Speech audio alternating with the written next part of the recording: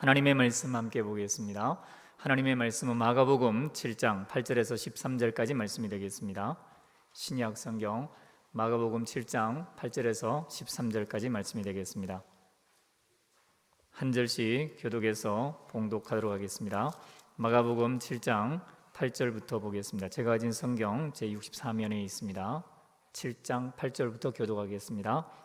너희가 하나님의 계명을 버리고 사람의 전통을 지키느니라. 또 이르시되 너희가 너희 전통을 지키려고 하나님의 계명을 잘 저버리는도다. 모세는 내 부모를 공경하라 하고 또 아버지나 어머니를 모욕하는 자는 죽임을 당하리라 하였거늘 너희는 이르되 사람이 아버지에게나 어머니에게나 말하기를 내가 드려 유익하게 할 것이 고르반 곧 하나님께 드림이 되었다고 하기만 하면 그만이라 하고 자기 아버지나 어머니에게 다시 아무것도 하여 드리기를 허락하지 아니하여 너희가 전한 전통으로 하나님의 말씀을 폐하며 또 이 같은 일을 많이 행하느니라 하시고. 아멘.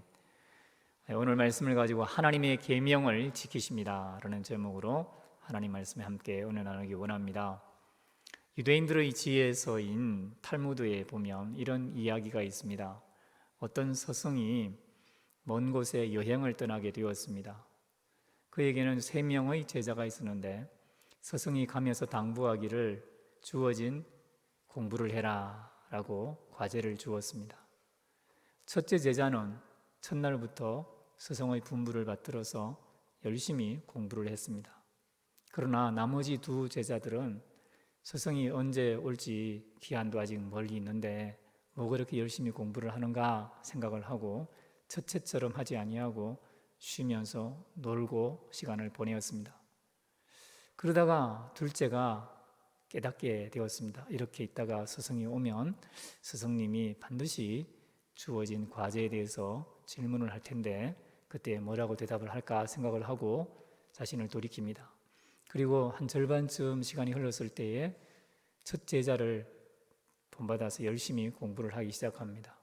그러나 첫째가 이루는 진도만큼은 아무리 해도 따라가기 힘들었습니다.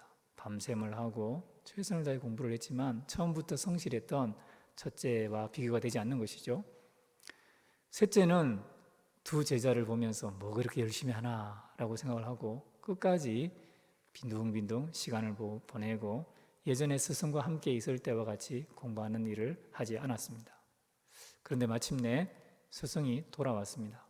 그리고 스승이 돌아오자마자 3 제자를 불러 모아서 내가 너에게 내어준 과제를 얼마나 성실히 했느냐라고 하면서 시험을 하기 시작합니다. 첫째는 처음부터 열심히 스승의 과제를 연구하고 풀어내었기 때문에 칭찬만 받았습니다.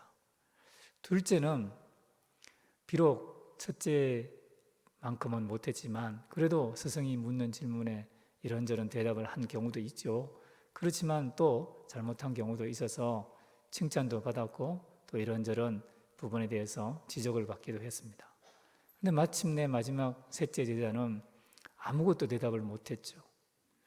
이 모든 것을 다 시험을 치른 스승이 셋째 제자에 대해서는 특별한 말을 하지 않았지만 세 제자에게 이런 말을 합니다.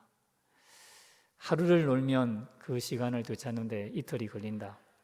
이틀을 놀면 그 시간을 채우는데 나흘이 필요하며 일주일을 놀면 2주일의 시간을 소비해야 하고 1년을 놀면 그 시간의 공백을 채우기 위해 2년을 바쳐야 한다. 하지만 너에게 벌을 내리진 않겠다. 앞으로 내가 공부에 소홀히 한 것의 갑절만큼 힘을 써야 할 테니까. 이렇게 말했다는 거죠. 여러분, 이 탈무드의 한 이야기를 보면은 유대인들의 인생에 대한 지혜가 담겨 있죠. 그래서 많은 사람들이 지금도 탈무드에 있는 여러 가지 지혜들을 묵상을 하고 삶의 교훈을 얻기 위해서 읽고 합니다. 이것은 탈무드의 좋은 면입니다. 유대인들의 구전, 유대인들의 지혜로운 사람들이 이런저런 이야기와 지혜서를 담아낸 이야기, 이것이 탈무드인데 이 미시나라고 하는 탈무드의 모든 내용들을 보면 꼭 좋은 것만 있는 것은 아닙니다. 그 중에 오늘 예수님께서 책망하게 만든 두 가지 이야기도 또 내용들도 담겨 있습니다. 그래서 예수님은 오늘 이 탈무드, 유대인들의 구전, 전통, 지혜자들의 말들과 행동에 대해서 하나님의 계명과 사람의 계명으로 구분을 해서 우리가 따라가야 될 하나님의 계명의 본질이 무엇인지 설명해 주고 계시고 깨우쳐 주고 계십니다. 여러분, 우리가 오늘 말씀 속에서 예수님이 진짜 우리에게 주기 원하시는, 참으로 우리가 예수님을 따라 살아가기 원하는 삶이 무엇인가를 발견할 수 있기를 원합니다. 많은 사람들은 오해합니다. 예수 믿으면 예수님의 십자가 보혈의 공로와 구원으로 죄 용서받고 천국 가는 거 아닌가? 이것은 한편만 바라보는 거죠. 동전의 한쪽 면만 바라보는 것입니다. 여러분, 예수님이 왜 이 땅에 오셨습니까? 예수님은 우리의 죄를 대신해서 죄값을 지불하기 위해서 오셨지만 우리가 하나님 앞에 철저하게 순종해야 될 것도 대신 순종해 주셨습니다. 예수님은 하나님이 우리에게 100점을 요구할 때 100점 만점으로 하나님의 뜻을 이루어내신 분입니다. 하나님의 계명을 다 실천하셨습니다. 그래서 우리는 그리스도의 의를 덧입는다고 할 때 그리스도의 의라는 것은 바로 예수님의 완전한 삶을 덧입는 것입니다. 그리고 우리가 예수님의 사람이 되었죠. 예수의 영인 성령이 우리 안에 와 계시죠. 그러면 예수님이 사신 것처럼 하나님의 계명에 대해서 철저하게 순종하며 사는 존재로 바뀌는 것입니다. 예수님의 생각을 하게 되어지고 예수님의 마음을 가지게 되어지고 예수님이 말씀하시는 것처럼 말하게 되어지고 예수님이 행동하는 것처럼 행동하게 되는 것입니다. 그래서 우리는 그리스도인입니다. 그리스도에게 속한 사람, 그리스도를 닮은 사람, 제2의 예수, 작은 예수인 것입니다. 예수님은 하나님의 계명을 지키셨습니다. 그런데 문제는 하나님의 계명을 지키려고 하는 유대인들 속에 하나님의 계명을 지킨다고 하면서 하나님의 계명을 범하는 일들이 일어나고 있었다는 것입니다. 우리도 지금 예수님이 이 땅을 떠나신 지 벌써 2000년이 넘어가면서 복음의 핵심, 진리를 놓치거나 복음 외에 다른 것들을 더 첨가해서 오용, 나쁘게 또 잘못되게 악하게 사용하는 하나님의 법이 생길 수 있다는 것입니다. 예수님은 바로 그러한 사건의 본질을 꿰뚫어 보시면서 우리가 하나님의 계명을 지키려면 무엇을 조심해야 되고 무엇을 따라야 되는가 오늘 사건을 통해서 우리에게 알려주고 싶어 하십니다. 오늘 말씀 묵상하시는 중에 저와 여러분들이 사람의 계명이 아닌 하나님의 계명을 따라 실천하는 은혜가 있기를 간절히 소망합니다. 예수님은 유대인들에게 있던 잘못된 전통 두 가지를 설명을 하십니다. 그 중에 하나는 손 씻기이고 또 하나는 코르반이라고 하는 제도였습니다. 유대인들의 이 손 씻기 이 예절은요, 예수님이 오시기 전에 이미 200년 전부터 의식화되어 왔습니다. 그래서 유대인들은 손을 씻을 때에 제사장들이 손을 씻어서 그 정결함을 잿물과 또 물두멍을 통해 깨끗하게 씻고 하나님 앞에 제사를 드림으로 하나님 앞에 가까이 가는 그 예식을 하도록 한 것을 특별한 일반 대중들에게, 평범한 제사장이 아닌 사람들에게도 적용을 시켰습니다. 그래서 손 씻어서 부정을 매일매일 일상에서 제거해야 된다라는 의식, 법칙을 만들어내었습니다. 그들의 손 씻기 의식은 이런 건데요. 제가 이제 손으로 설명드리겠습니다. 흐르는 물이 있잖아요.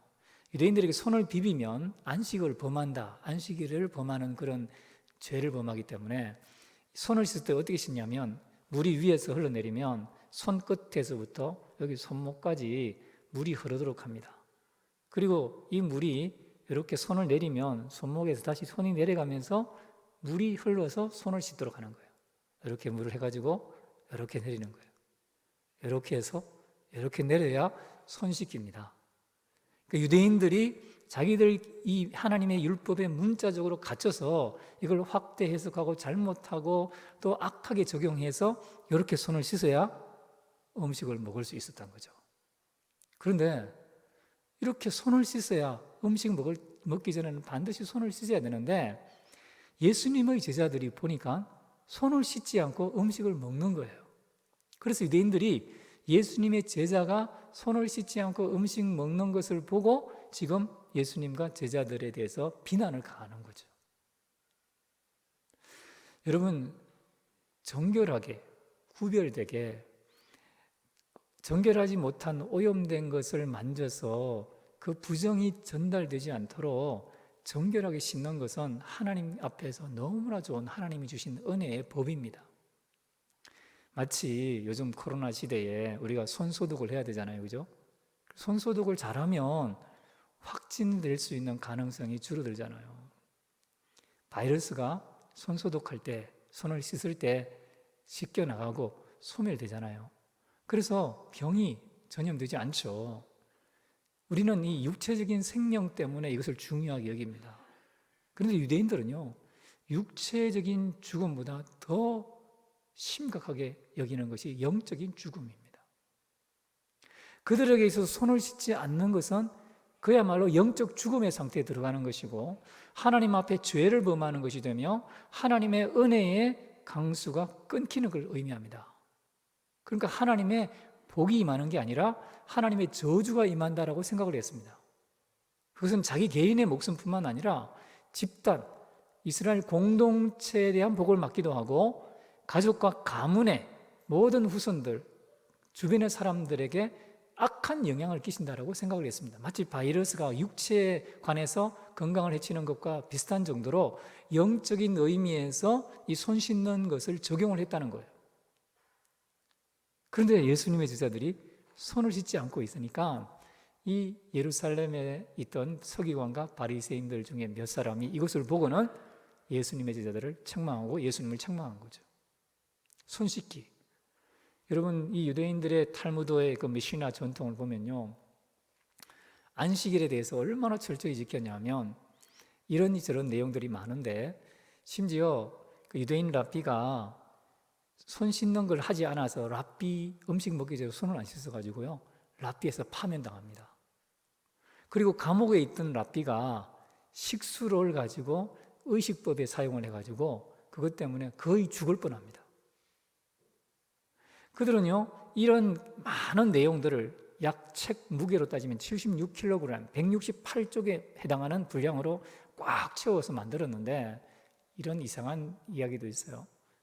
어떤 법을 만들었냐면, 예를 들어서 어떤 사람이 틀니, 인공이를 했다고 할 때에 절대로 안식일에는 틀니를 끼면 안 됩니다. 어떻게 밥을 먹은지 모르겠어요. 틀니 한 사람이 인공이를 했다가 이걸 혹시 떨어뜨려서 다시 주우면 일하는 게 된다는 거예요. 그래서 그러면 안 되는 거죠. 어떤 사람이 만일 손수건을 사용하는 사람이 있다고 하면 손수건을 안식일에는 절대로 가지고 운반을 하면 안 됩니다. 그래서 2층에 있던 사람이 1층으로 내려가서 만일 손수건을 사용해서 코를 풀리면 어떻게 했냐면 손수건을 목에다가 이렇게 메고 가면 돼요. 손으로 들고 움직이면 이게 운반이 돼서 일이 되고 목에 묶어가지고 가면 일이 아닌 거예요. 어떤 사람이 집에 불이 났는데, 안식일에 불이 났는데 의족을 하고 있다고 가정을 하면 의족이 예를 들어서 나무로, 예전에는 나무로 많이 만들었잖아요. 그 나무로 만든 의족이 있는데 그 의족이 집에 불이 났을 경우에 안식일이면요, 그 의족을 끼면 안 됩니다. 그럼 일하는 게 돼요.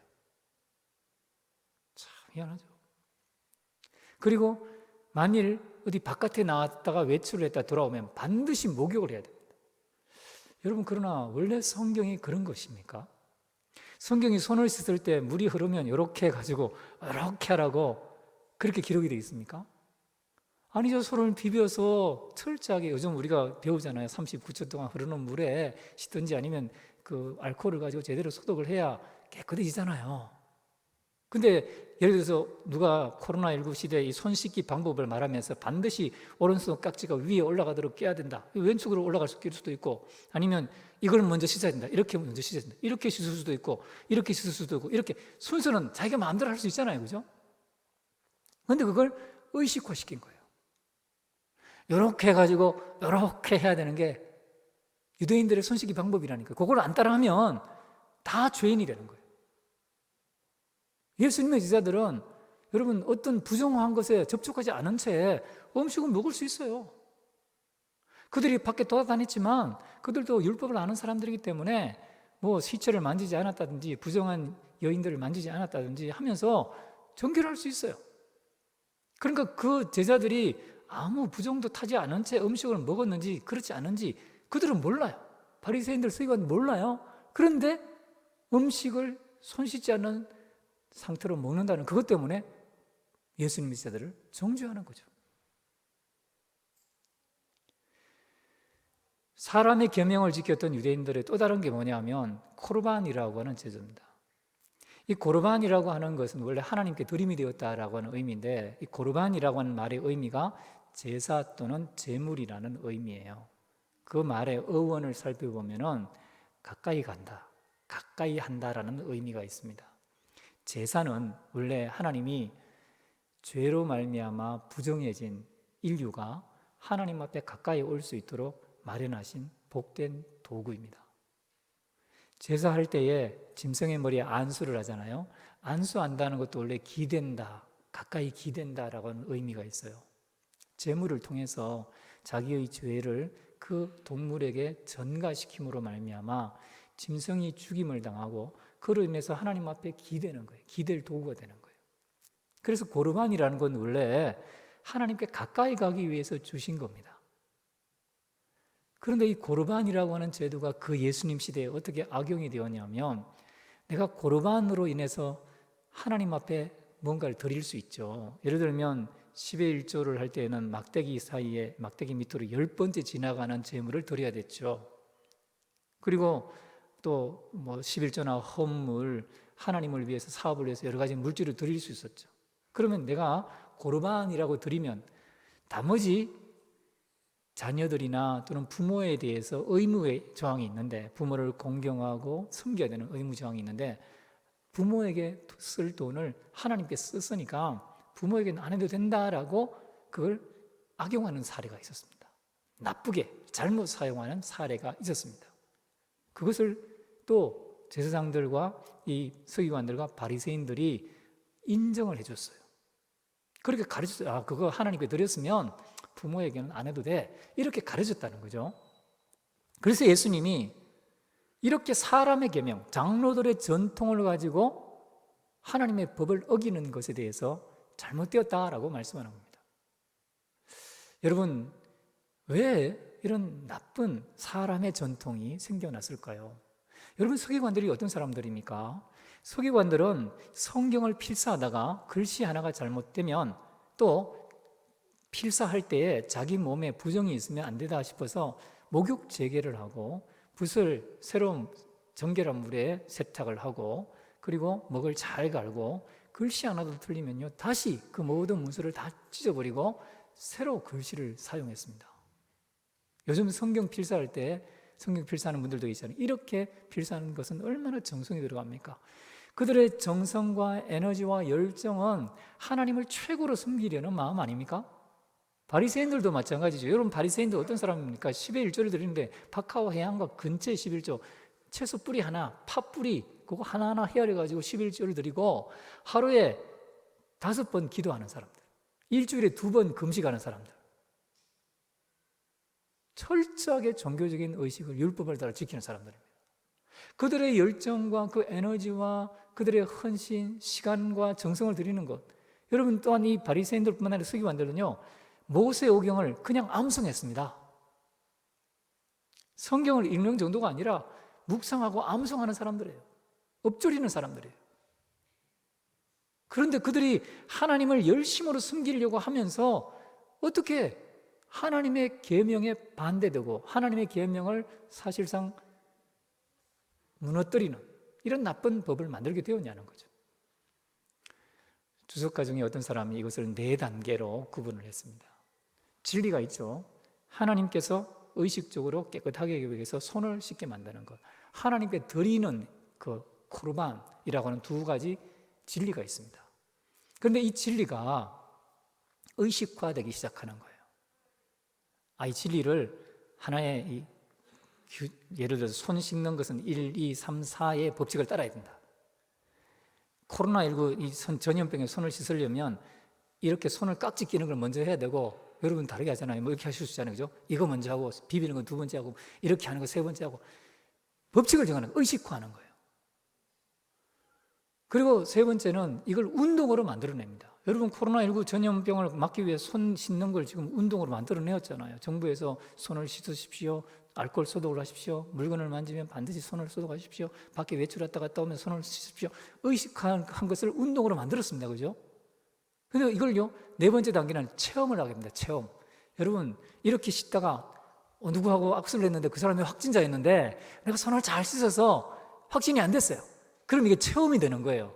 그러면 손 안 씻으면, 그리고 어떤 음식을 먹었다 하면 이제는 막 이게 체험에 반하는 게 돼서 거의 죽음, 내가 죽는 거 아닌가? 내가 확진되는 거 아닌가? 이런 두려움에 빠지는 거죠. 영적인 체험들이 가미됩니다. 손 씻는 것, 하나님이 정결한 것과 부정한 것을 구별하고 하나님 앞에 가까이 가기 위해서 진리로 손 씻기를 두셨는데, 이걸 어떤 법칙으로 만들어 손을 이렇게 씻었더니, 이걸 또 가르쳤더니 어느 날 어떤 사람이 손을 이렇게 씻었더니 하나님의 기도 응답이 있었다. 그날 영적인 성령 충만에 임했다.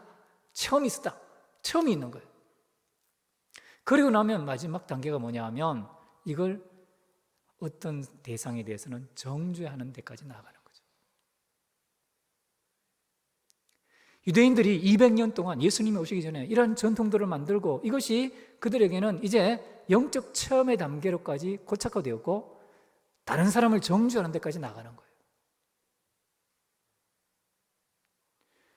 여러분 이거 참 무섭습니다. 하나님을 섬긴다고 하면서, 하나님의 계명을 지킨다고 하면서 그것이 사람의 계명으로 바뀌어지고, 하나님의 계명이 아닌 사람의 계명으로 다른 사람을 정죄하는 데까지 나가는 거죠. 진리가 의식화되어지고 운동으로 가고 또 영적 체험까지 갈 수 있어요. 이건 아주 좋은 현상들입니다. 그러나 이것이 다른 사람을 정죄하는 데까지 나갈 때 이것은 사람의 계명이 되고 하나님의 계명을 해치는 게 되는 거예요. 여러분 교회 안에 기독교 역사가 벌써 2000년이 넘어가면서 우리도 모르게 교회 밖의 사람들이 교회 안에 들어와서 참 이상하다고 느끼는 하나님의 계명이 아닌 사람의 계명이 있을 수 있습니다. 이것은 어떤 개교회의 잘못된 문화로 형성될 수 있고, 또 어떤 나라와 민족의 잘못된 문화로 형성될 수 있습니다. 그리고 전 세계적인 인간 문화 가치 속에서 시대마다 잘못되게 형성될 수 있습니다.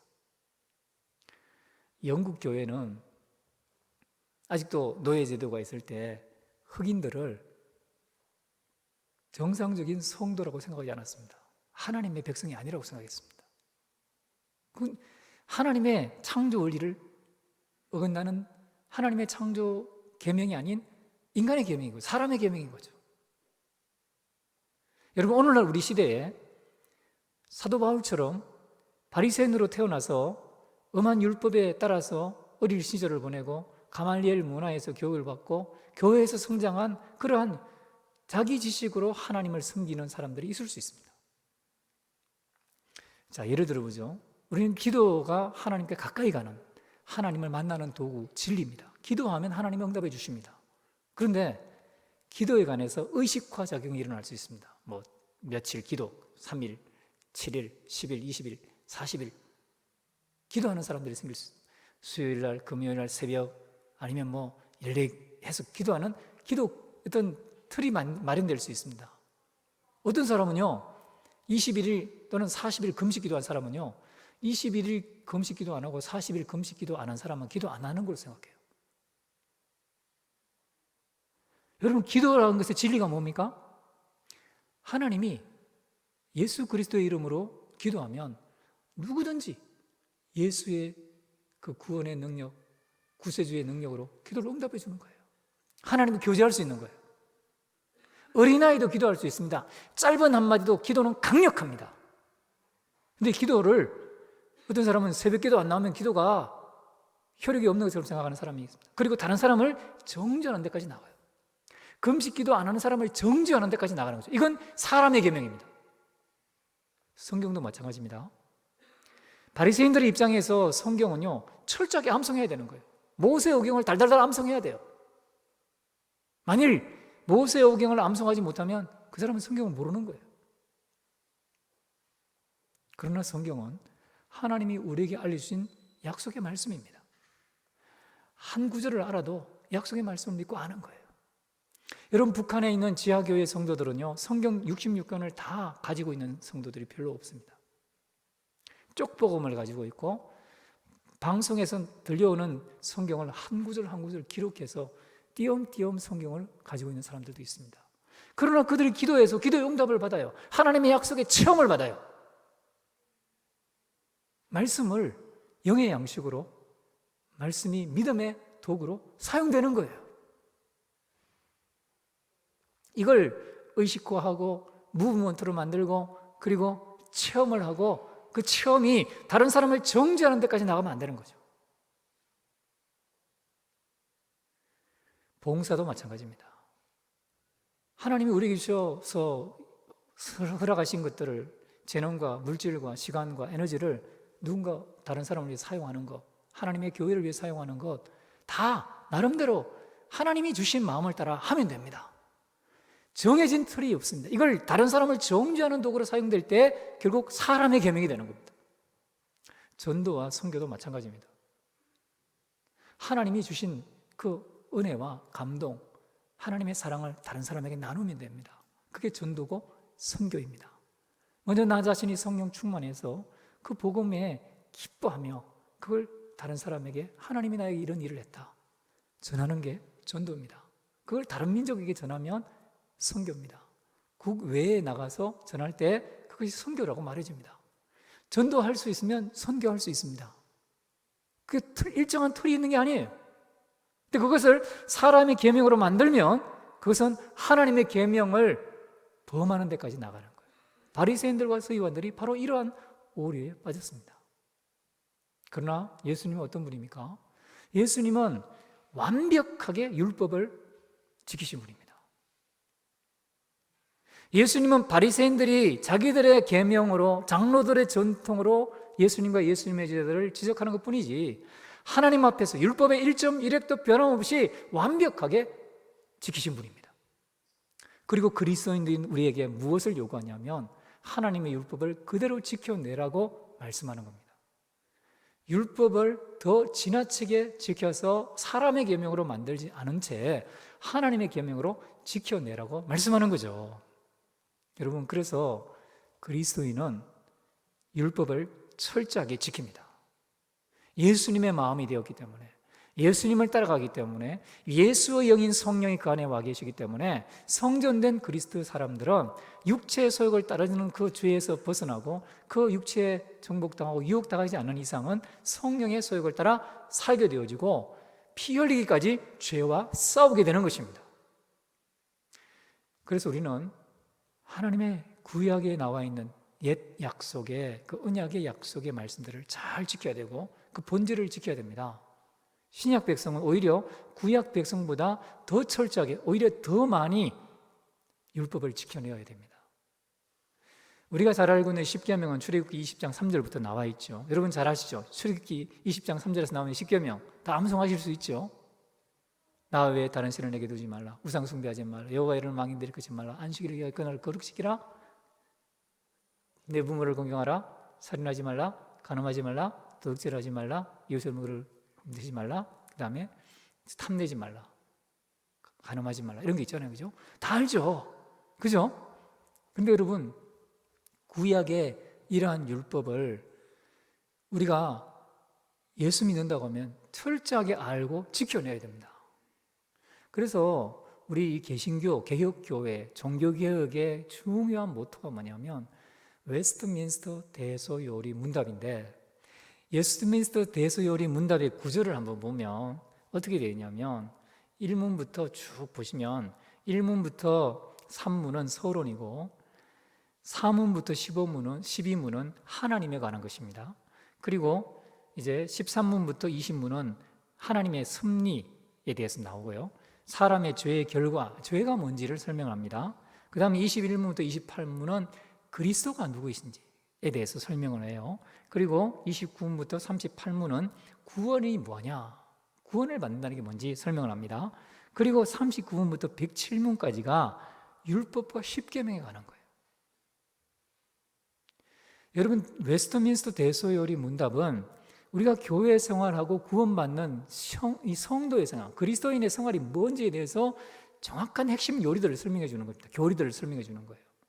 근데 대부분이 39문부터 107문까지가 하나님의 사람이 어떻게 살아야 되는지에 대해 설명하고 39문부터 81문까지는 이 십계명과 율법에 관한 것입니다.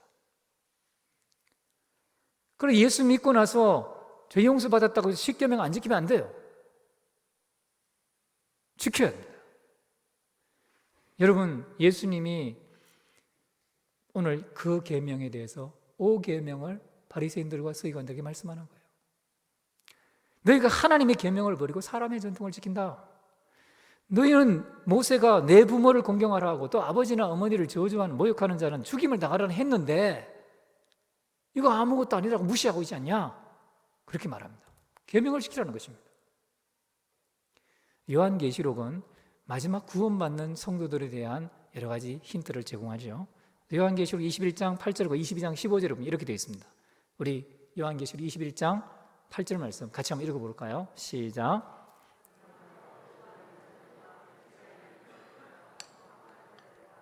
살인자들과 음행하는 자들과 점술가들과 우상숭배자들과 거짓말하는 모든 자들은 불과 유황으로 타는 못에 던져지리니 이것이 둘째 사망이라. 22장 15절도 보겠습니다.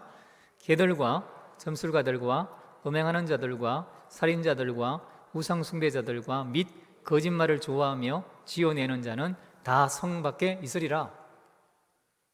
요한계시록의 마지막 부분은 마지막 하나님의 백성들이 예수님과 혼인잔치를 통해서 새하늘과 새 땅에 사는 모습입니다. 거기에 누가 못 들어가냐? 여기 21장 8절도 22장 15절도 무엇을 말하냐면 십계명을 말하는 거예요.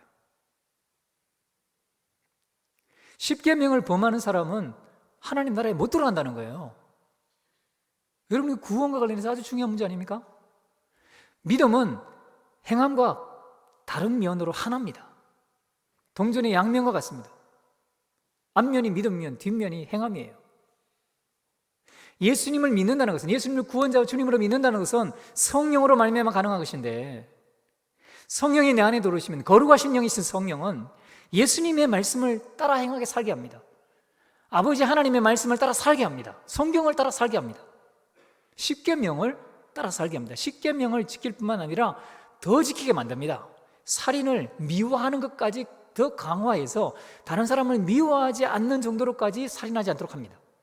음행을, 여자를 보고 남자를 보고 음욕을 품는 것까지도 음령이라고, 음행이라고 더 확대 해석합니다. 부모를 공경하는 것, 마음조차도 부모를 공경하지 못했을 때 그게 견딜 수 없는 성령의 감동이 있는 사람으로 바뀌게 되는 겁니다. 거짓말도 마찬가지입니다. 하나님은 진리고 참이요 거짓이 없는 분이기 때문에 거짓말을 할 수가 없는 거예요. 하고 나면 양심이 가책이 돼서 견딜 수가 없는 거죠. 예수님이 그런 분이기 때문에 예수님의 사람인 우리는 그렇게 살아내게 되는 겁니다. 그래서 마태복음 5장에 보면은 예수님이 5장 17절부터 20절까지 이렇게 말씀하십니다. 내가 율법이나 선지자를 폐하러 온 줄로 생각하지 말라. 폐하러 온 것이 아니요 완전하게 하려 함이라. 진실로 너희에게 이르노니 천지가 없어지기 전에는 율법의 1.1획도 결코 없어지지 아니하고 다 이루리라. 그러므로 누구든지 이 계명 중의 지극히 작은 것 하나라도 버리고 또 그같이 사람을 가르치는 자는 천국에서 지극히 작다 일컬음을 받을 것이요 누구든지 이를 행하며 가르치는 자는 천국에서 크다 일컬음을 받으리라. 내가 너희에게 이르노니 너희 의가 서기관과 바리새인보다 더 낫지 못하면 결단코 천국에 들어가지 못하리라. 여기 이 20절을 율법을 지키는 완전한 율법 수행, 순종, 절대 복종과 관련해서 많은 사람들이 오해하고 가르치게 합니다. 아, 이건 예수님의 의다. 서기관과 바리새인들보다 더 나은 의는 율법을 뛰어넘는 의, 즉 예수님의 완벽한 율법 순종을 의미한다.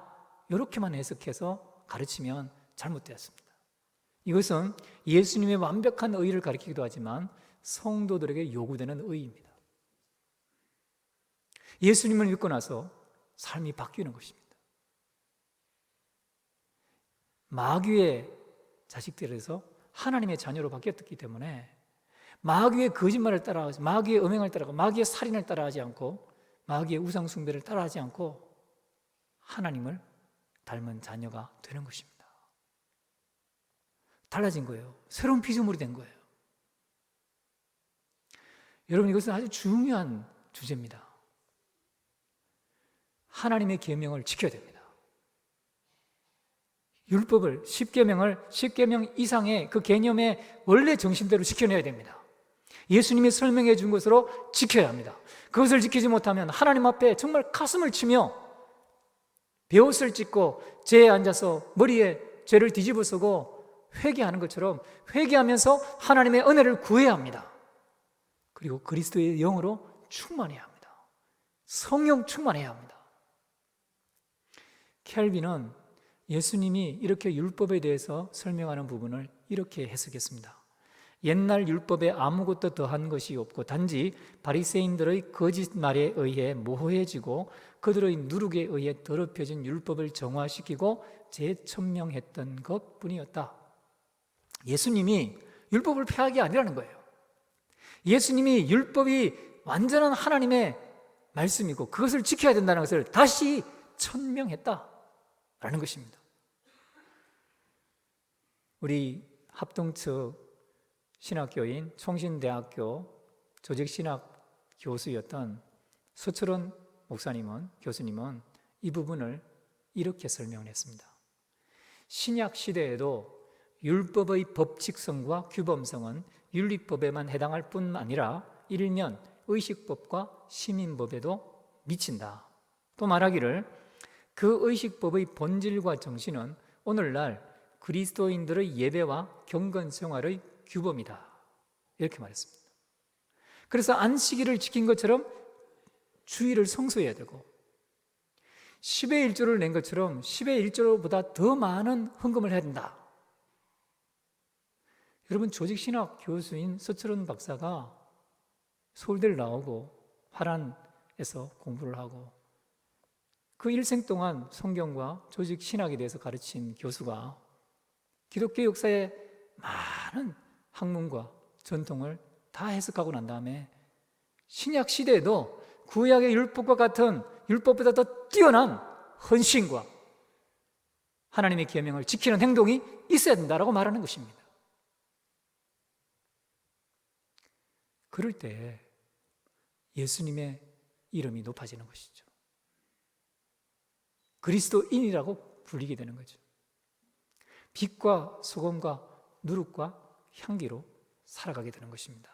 주님의 이름이 영광스럽게 되는 것입니다. 사랑하는 성도 여러분, 우리는 예수님을 따라갑니다. 예수님은 하나님의 계명을 지키셨습니다.